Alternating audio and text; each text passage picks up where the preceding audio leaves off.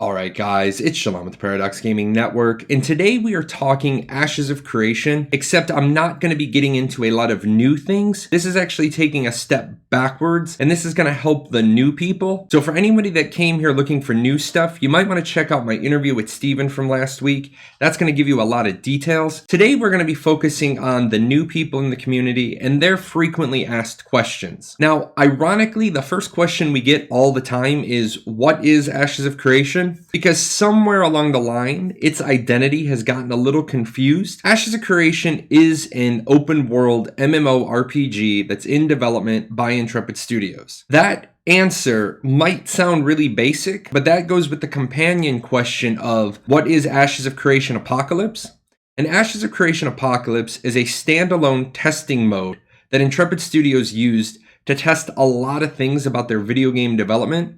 Specifically, they used it for testing action combat, server stability, server architecture, backend architecture, some store functions, account management deployment, and the launcher and the patcher deployment. So yes, Intrepid is kind of developing two products, but right now the only product they're working on is the Alpha 1 for the MMORPG. They are not simultaneously developing Castle Siege or Horde mode. That will come later after they get Alpha 1 deployed. Now, another question we get quite often is what happened to Ashes of Creation? Ashes of Creation did originally have a release date of before 2020. Unfortunately, when creative director Steven Sharif first founded Intrepid Studios, the one thing he neglected to do was secure a producer with a lot of industry experience. So they laid out a roadmap that they thought they could achieve, and unfortunately, not having a producer with a lot of experience compounded with having to completely scrap their backend and start over, which resulted in a 9-month delay. Ashes of Creation is now just approaching Alpha 1 testing for the fall of 2020. With that said, the next commonly asked question is, what stage is Ashes of Creation in? What phase is it in? Ashes of Creation is currently in Alpha 1 QA, Alpha 1 pre-testing. The Phoenix Initiative members have done 2 testing sessions that we know of,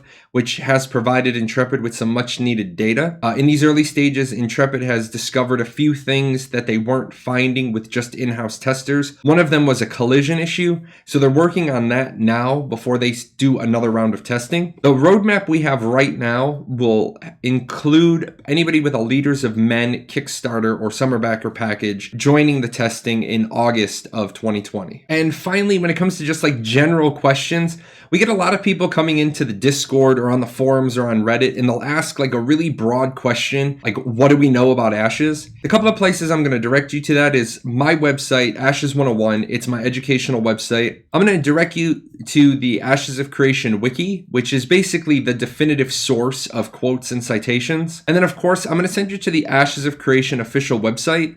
There's not a lot of meat on the official website right now. They are looking for their web developer. They're trying to hire on that position right now. And then I know the community marketing lead has a lot of ideas for what they want to do with the web page. But of course, you got to get the designer on staff first before you can do the next stage. Next up, we have the business model. A lot of people ask, is Ashes of Creation free to play? How much will Ashes of Creation cost? What's the box price? What's the cash shop? Basically, Ashes of Creation is not intended to be a free-to-play game. There will not be a box price for the game, and there isn't currently a plan to charge for the DLC or the expansion packs, but there will be a monthly subscription of $15 per month. There's also going to be an optional cash shop that people can make purchases from.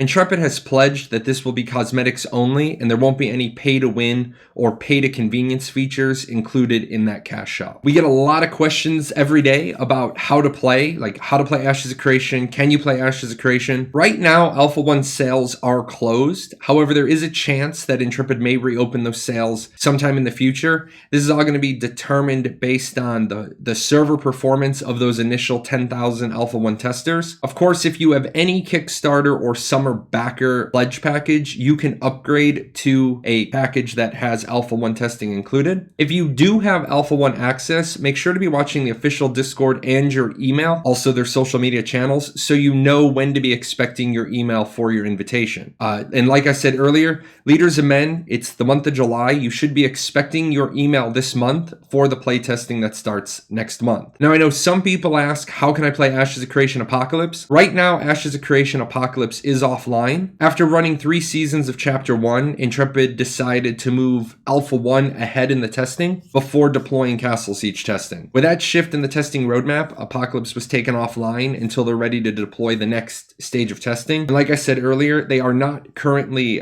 concurrently building Alpha 1 and Castle Siege mode. All their efforts are dedicated towards the Alpha 1 of the MMORPG. A common question we are getting is about the system requirements and can my computer run Ashes of Creation? What I'm going to advise people is that it is way too early to start designing and speccing out a new PC specifically for Ashes of Creation. The game's not even built yet, so it's really premature to try to make permanent decisions for your new PC. I am displaying on the screen what they recommend for Alpha, but I would not go out of my way to build a PC specifically for Alpha. Wait until the game is through Alpha and Beta so you can get a pretty finalized spec list for your new PC. And then we're getting a lot of questions. Will Ashes of Creation be on the new Xbox? Will it be on PlayStation 5? Will it be on Stadia? Will it be on any consoles? Right now, there is no plan to put Ashes of Creation on consoles or on Stadia.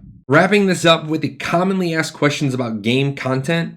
I know a lot of people think Ashes of Creation is a PvP-based game, and while in my opinion the game is going to be PvP-centric, there is going to be PvE content. Ashes of Creation will have dungeons, it will have raids, there will be a balance between PvP and PvE. It's designed to be a theme box style game, so one of the themes in the box is crafting, one's PvE, one's dungeons, one's raids, one's meaningful PvP. I do want people to know that when it comes to the PvE content, about 80% of the dungeons and raids are in the open world, so only about 20% are instanced.